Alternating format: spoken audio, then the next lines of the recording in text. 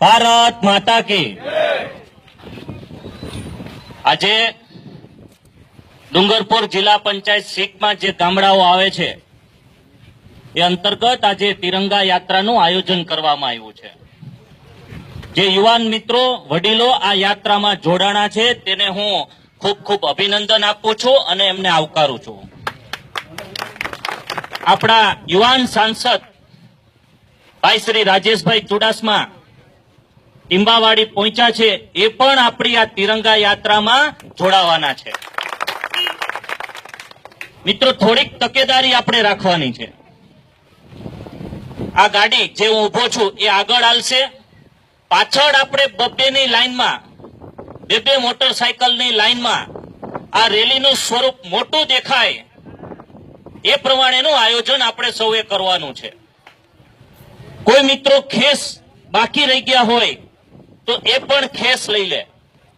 જે મિત્રોના હાથમાં તિરંગો છે એ તિરંગાની ગરિમા જળવાઈ રહે એ પ્રમાણે ક્યાંય તિરંગાથી કોઈ મોઢું ન લૂછે, તિરંગો હાથમાં જ રહે, ક્યાંય તિરંગો નમે એટલે સાવ આમ નમાવી પણ ન દે।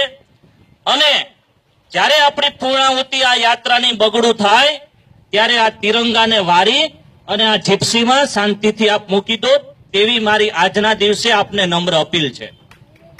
મિત્રો, આ યાત્રાનું આયોજન કરવાનું કે કોઈ આનો મકસદ કોઈ મત માંગવાનો નથી, પરંતુ જે દેશ માટે જે શહીદોએ પોતાના જીવની કુરબાની આપી છે એને યાદ કરવાનો આજે અવસર છે।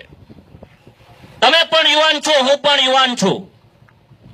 ના દેશની આઝાદીની શરૂઆત 1857 ના રોજ મંગલ પાંડેએ ગોળીઓ ખાઈ અને આ દેશની આઝાદીની ચળવળની શરૂઆત કરી હતી।